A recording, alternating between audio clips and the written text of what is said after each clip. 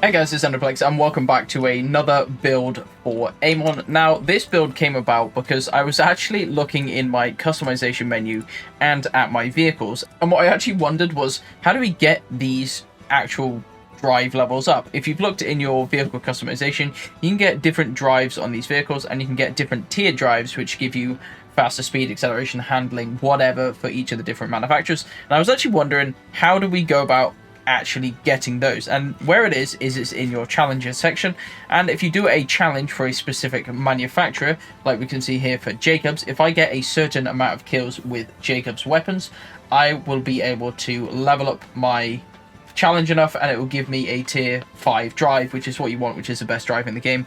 All of the tier 5 drives are great, so whichever weapon manufacturer you like best, try and focus on that weapon.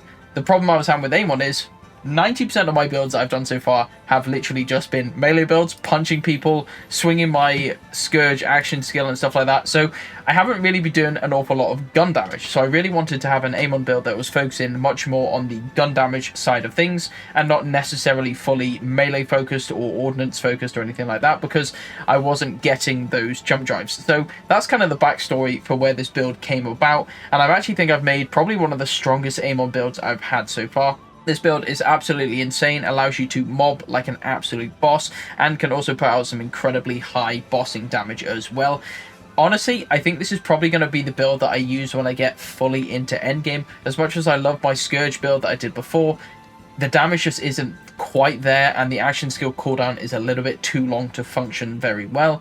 So I think this build is probably going to be the most competitive endgame build that I have come up with so far on AMON, and well, let me tell you exactly how it works. Well, massive shout out to Mobilytics for choosing me for their creator program here. If you want to check out this build on Mobilytics, I've got a link to that in the description down below. I've got a full build overview with strengths, weaknesses, and the skill points and what weapons and stuff I would recommend using. So if you don't feel like watching me waffle on in this video for the next 15 minutes, please go over there and check it out. I would really appreciate it, as it directly supports me, and hopefully you can see some of my other builds on the website as well. Thanks guys. How it works. Well, you can see here we are spec'd into 2 trees. We are completely avoiding our blue skill tree today. We are spec'd part the way into Gathering Storm, giving us bonus elemental damage for a duration, because we are actually going to be dipping quite heavily into shock and cryo damage for this build, as well as a little bit of incendiary damage mixed in. So we have 3 into this. Now it says 6, but that's 3 for my class mod, so that doesn't really matter.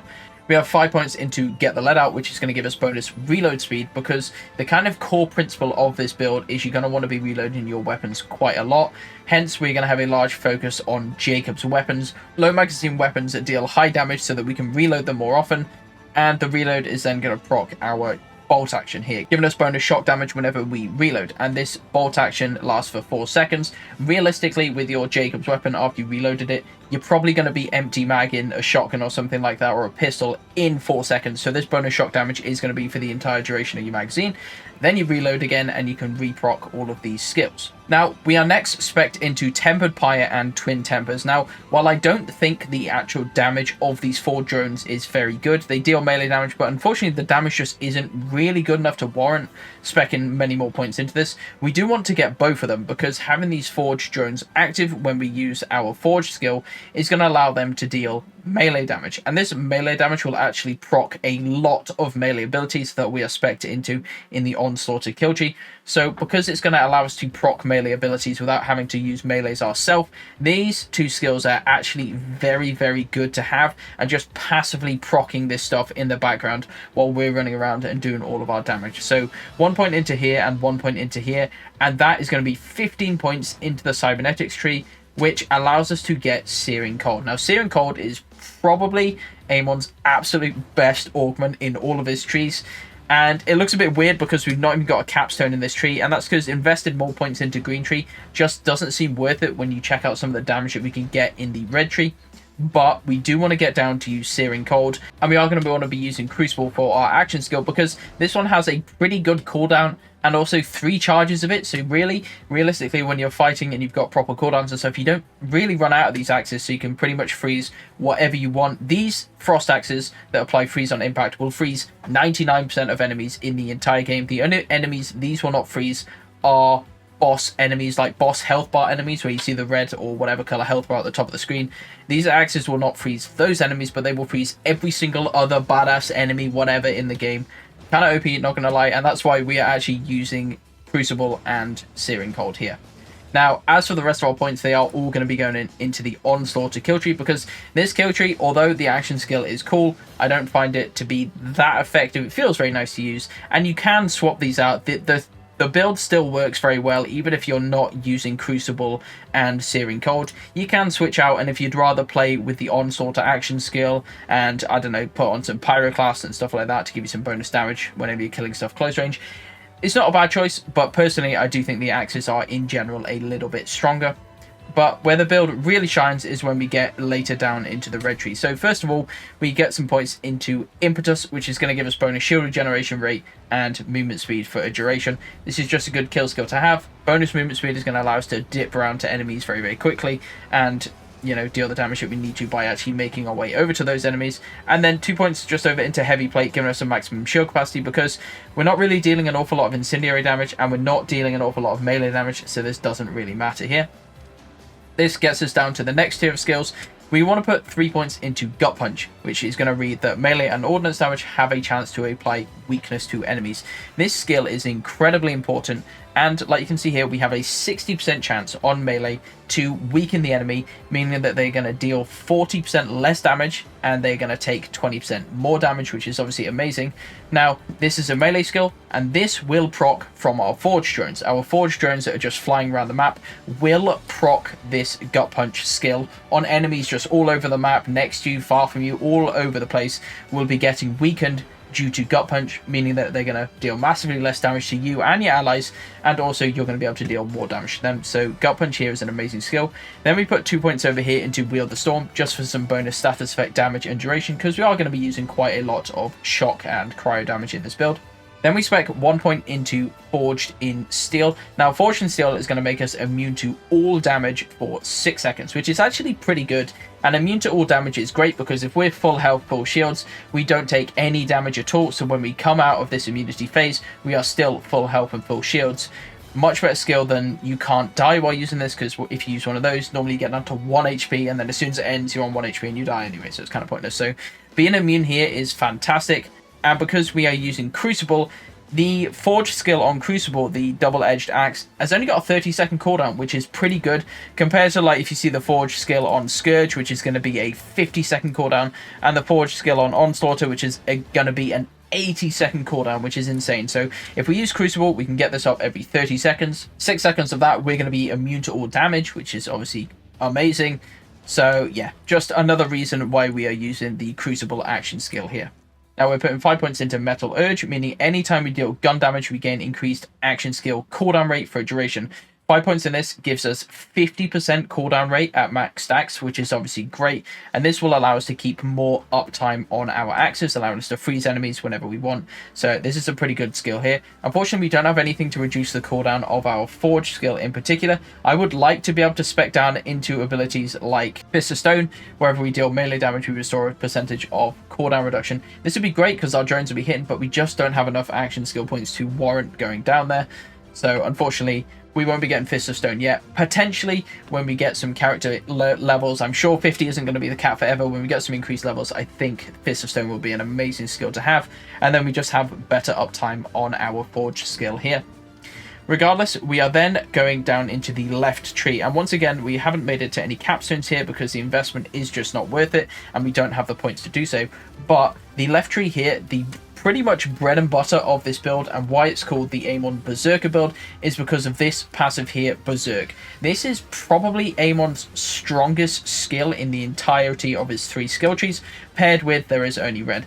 Essentially, whenever we use our Forge skill, which is every 30 seconds, we are going to become immune to all slows and deal bonus cryo damage with gun and melee damage. Now, our Forge drones will be affected by this. They are going to get that increase in melee damage, but really it's the gun damage that we are truly focused on. Like I said before, I wanted to get more kills with Jacob's weapons and all that sort of stuff, so allowing us to increase the damage and actually deal damage with guns was the main focus, and I'm pretty sure I've cooked up a insane build here. So yeah, we are spec'd into this, giving us a bonus 30% cryo damage with weapons. Already pretty good. Now, if we pair this with There Is Only Red, There Is Only Red is a kill skill that reads whenever AMON is Berserk, which is this skill above, we are going to partially restore Berserk's duration and increase the bonus damage per kill. Duration restoration per kill is going to be 9 seconds. So this is active for 15 seconds. That is the maximum time this can be active for. But we can refresh this by 9 seconds every time we get a kill. And we will easily be getting a kill every 9 seconds. And then every time we do get one of these kills, it is going to give us a 60% bonus damage per kill, which goes up to 600%. Now, this bonus damage is applied to the cryo damage, so it's actually 600 bonus damage on the 30% cryo, which means we're getting 200% bonus cryo damage, which is just absolutely insane. 200% bonus cryo damage applied to every single one of our weapon shots or our melee damage or anything like that. Really ridiculous skill here. And the fact that every time we do get a kill, this is going to increase the duration of Berserk, meaning that for a mobbing encounter, you could generally have this up 100% of the times, and it doesn't take long to get up to 10 stacks and just be pumping out some absolutely insane damage. Our next skill is going to be Into the Fray. This is going to give us an increase in damage dealt and a damage reduction based on the distance from the enemies. Now, the closer we are, the greater this bonus, up to 25% bonus damage and 50% damage reduction. This is why it's so good to use shotguns in this build, because you're going to want to be very much up close to your enemies, because if we have a 50% damage reduction when we're up close, and we've also weakened the enemy here, meaning they deal 40% less damage to us, the enemies are going to be doing 10% of the damage that they would normally be doing, which is just absurd, meaning that this build can be incredibly tanky. The survivability on this build is fantastic, providing you can get up close to enemies and proc both of these, which isn't very difficult to do. Now, the distances that Into the Fray works from, I would say from about 5 meters or closer, you're going to be getting that full 25% bonus damage and 50% damage reduction. And it peters out to nothing at about 20 meters or so. So you definitely want to be within inside that radius to get this bonus in damage reduction and damage dealt to the enemies, meaning shotguns are obviously going to be really great for this. You don't necessarily want to be sat at the back sniping. Now, the astute of you might have noticed I am only level 45 at the minute, meaning we have 5 points left to give for this build. And to be honest, they could kind of go in a few different places. Applying shock to enemies gains increased hit chance is pretty good since we're dealing a lot of shock damage. You could also try and get down to My Touch is Death, which is an amazing skill, meaning whenever we deal melee damage, there's a chance to activate kill skills. Now, this does once again work with Tempered Pyre and Twin Pyres, and of course, we are spec'd into so many different kill skills with like Impetus. We have There Is Only Red giving us bonus kill skills. A lot of our good damage is coming from kill skills, bonuses from like Gathering Storm and stuff like that. So being able to activate these without killing an enemy and just dealing melee damage is great, but it would mean you have to put 2 points into one of these skills, and none of these are great. Shield Break giving us bonus Bloodlust, which is fine and will actually activate on action steal, so you can get this little bit of lifesteal, 2 points into here, and then 3 points into My Touch is Death, which is pretty good. I would say this is definitely decent. Probably one of the ways you want to go with this. Another way you can go is go full damage into Dragon's Breath. This is going to give you a 100% damage increase to your next shot after you use Ordnance, which is pretty good if you're using some low cooldown Ordnance like a throwing knife or a grenade that comes back relatively quickly. Then you can throw out this Ordnance, get a 100% damage increase to the next shot that you fire. So again, one-shot Jacob shotguns are going to be really good for this sort of thing. So Dragon's Breath is again a pretty good way to go. Now, Maiming Strike looks kind of tempting, but this is the same weakness that is applied from Gut Punch, and it will not stack. Unfortunately, you can't double weaken an enemy, so we're kind of weakening them enough with either ordnance damage or melee damage, so I don't really think the points into Maiming Strike is worth it here. There's nothing at the top of the blue tree that I'd particularly want, unless you want a little bit more ordnance damage. Maybe okay. Cryo Effectiveness is fine, but generally we don't really need the effectiveness. We'd rather cryo damage here, so that's not really worth it.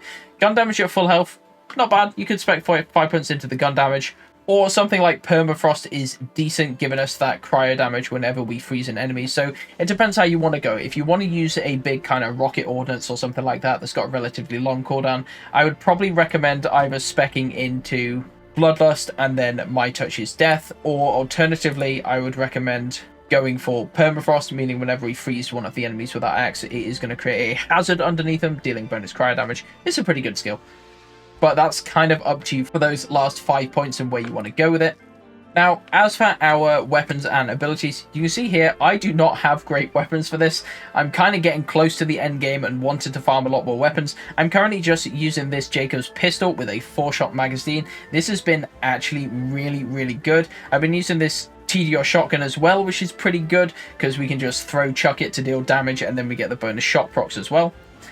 Rep kit, I just found a defibrillator. This doesn't really matter, but if you want to do some crazy bossing damage, look out for the rep kit that deals 200% bonus amp damage after the use. That's an insane one to use. For me, I'm just using a green throwing knife because this has 4 charges on it, and this allows me to spam the throwing knives, meaning I can proc the weakness on the enemies and that sort of stuff. Plus, throwing knives are cool, man. I love throwing these out. For my class mod, bonus SMG damage and skill damage isn't really mattering too much here, but the only reason I'm using this is because I actually found one with 2 points into my touch's death, meaning that our drones can activate the kill skills for me. So this was actually a pretty good action skill. This was actually a pretty good class mod to find. If you can find one that gives +3 on this or any 2 Berserker, those are going to be amazing. The shield, I found this off the last boss I killed. Kind of cool, giving us a bit more elemental resistance and stuff like that. So that's decent. And then we are, of course, using a Jacob's Enhancer, giving us a chance for our non-crits to then crit hit. So not bad here. This could definitely be better, but yeah, that's the general build. You really don't need any legendaries to use this build effectively. Mainly, your focus is going to want to be on like Jacob shotguns with low magazines. TDR weapons are pretty okay as well to proc a lot of this, but like I said, the whole reason this build came about in the first place was because I wanted to get upgrade on my vehicle's jump drive, and the only way to do that is by getting kills with certain weapon manufacturers. So for me, I'm leaning heavily into Jacobs because I think Jacobs weapons are some of the strongest weapons in Borderlands 4, and then also I can get that jump drive for getting a bunch of kills with them. So yeah, that's gonna about do it for the build there. Hopefully with this build, I will soon have my rank 5 Jacobs hover drive in so I can move around the map and explore the area a little bit better. Regardless, I will leave you with some more gameplay to showcase how awesome this build is. And other than that, that's going to about do it for me today, guys. Check out Mobalytics. There is a link in the description down below for my Mobalytics and also for my Discord channel if you'd fancy joining that. I'd love to have you over there. Make sure to like and subscribe, and I will catch you in the next video. Bye-bye.